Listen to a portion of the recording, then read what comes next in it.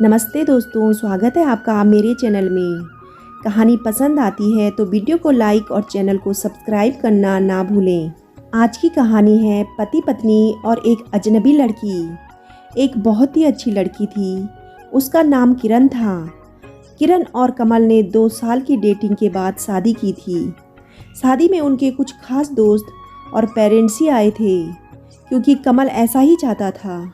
वह चाहता था कि शादी शॉर्ट और सिंपल ही रहे। वह लोग वहाँ बड़े शहर में काम करते थे और कमल के माता पिता गांव में ही रहते थे। कमल ज़्यादा गांव जाता नहीं था। जब कभी मम्मी पापा को मिलना होता था तो वह उनको शहर में ही आकर मिल लेते थे। उन्होंने एक छोटा सा घर भी वहाँ ले लिया था। शादी के चलते किरण ने अभी नौकरी छोड़ रखी थी। उनका घर रोड की साइड में ही खिड़कियों से रोड दिखाई देती थी और उनके किचन की खिड़की से भी रोड दिखाई देती थी। कमल का ऑफिस का टाइम सुबह 9 बजे का था। सुबह किरण कमल के लिए खाना बनाती।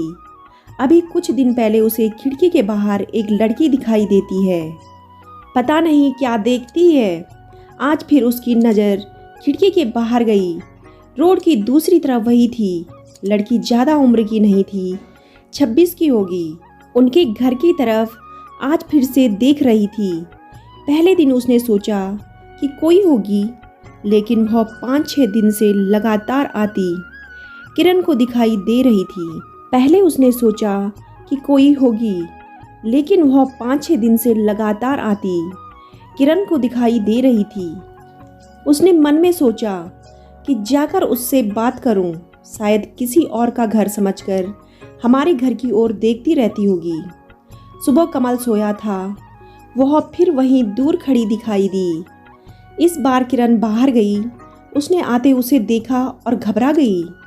किरण ने उसे पूछा, क्यों, आपको क्या परेशानी है? आप किसे ढूंढ रही हैं? वह घबराई हुई बोली, कमल यहीं रहता है क्या? किरण ने बोला, हाँ। आप कैसे जानती हैं? वह इतना सुनकर घबरा कर चली गई। किरण ने पीछे से उसे आवाज़ दी, पर उसने सुना नहीं। किरण अपने घर में वापस आ गई। उसके आने पर कमल उठ गया था और पूछा, कहाँ गई थी? किरण ने बोला, पता नहीं, एक लड़की है, वह हमारे घर की तरफ देखती रहती है और उसने जब जाकर उससे पूछा तो तुम्हारा नाम भी जानती है। तुम किसी गोरी सी सुंदर लड़की को जानते हो? कमल यह सुनकर भड़क गया और बोला, पागल हो क्या? कोई कुछ भी बोलेगा और तुम मान लोगी क्या? लेकिन यह सुनने के बाद कमल के चेहरे का रंग जरूर उड़ गया था। किरण के दिमाग में कुछ चलने लगा था। कमल जब शाम को आया तब उसने इस विषय में कोई बात भी नहीं की। अगले दिन किरण सुबह उठी तो कमल से पहले ही उठ गया था। वह किचन में गई तो किचन की खिड़की लगी हुई थी और बड़ी मुश्किल से खोलने पर खुलती थी। वह कोशिश कर रही थी, लेकिन ऊपर वाली कुंडी उससे नहीं खुली। वह हमेशा नीचे की कुंडी से खिड़की लगाती थी, लेकिन आज खिड़की के ऊपर वाली कुंडी भी लगी थी। उसने कैसे भी कुंडी खोली और खिड़की खोली तो वह देखकर हैरान रह गई। कमल उस लड़की से वहां जाकर बात कर रहा था। वह उस पर चिल्ला और गुस्सा कर रहा था। लड़की रो रही थी और कमल ने उसे उंगली दिखाकर जाने को कहा। यह सब देखकर किरण ने खिड़की बंद कर दी थी, ताकि कमल को पता नहीं लगे कि उसने उसे यह करते हुए देखा है। कमल फिर घर में आ गया। किरण ने ऐसे जताया जैसे कि उसने कुछ देखा ही नहीं है। अब किरण को न जाने कैसे कैसे ख्याल आने लगे। कमल उससे क्या छिपा रहा है? किरण सोच रही थी कि कमल से शादी करके उसने कोई गलती तो नहीं की। आखिर वह लड़की कौन है और कमल उस पे इतना गुस्सा क्यों हो रहा था? कमल के जाने के बाद किरण ने कमल के सारे दोस्तों को, जिन्हें वह भी नहीं जानती थी, उन्हें फ़ोन किया, लेकिन किसी को भी उस लड़की के बारे में नहीं पता था। उसकी समझ में नहीं आ रहा था कि क्या हो रहा है। कमल से पूछना चाहती थी, लेकिन उसे पता था कि वह झूठ ही बोलेगा। उसके बाद उसने उस लड़की को घर के आसपास नहीं देखा। यह सब सोचते सोचते उसकी तबीयत बिगड़ने लगी। कमल बोलता था कि क्या हुआ, अपना ख्याल रखो, डॉक्टर के पास जाओ। लेकिन अब उसे उसकी बातें बिल्कुल अच्छी नहीं लग रही थी। एक दिन जब किरण की हालत ज़्यादा खराब हुई तो वह ऑटो लेकर पास के बड़े अस्पताल गई।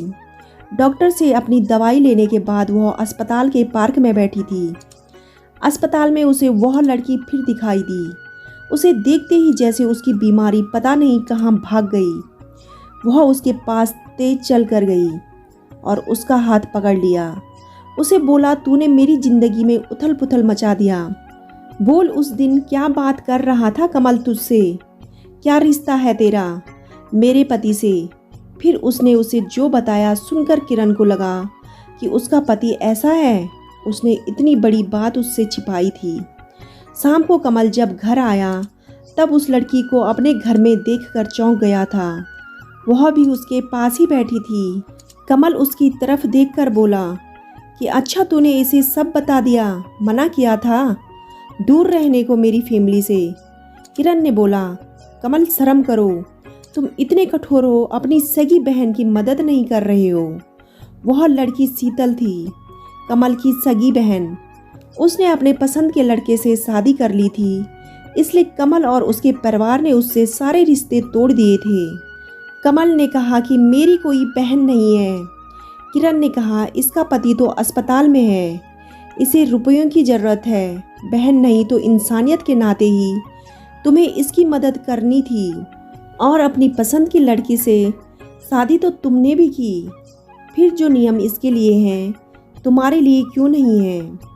अगर मुझे पता होता तुम ऐसी सोच वाले हो तो मैं तुमसे कभी शादी नहीं करती। जिसको बहन के आंसू नहीं पिघला सके उस आदमी के सीने में दिल नहीं हो सकता।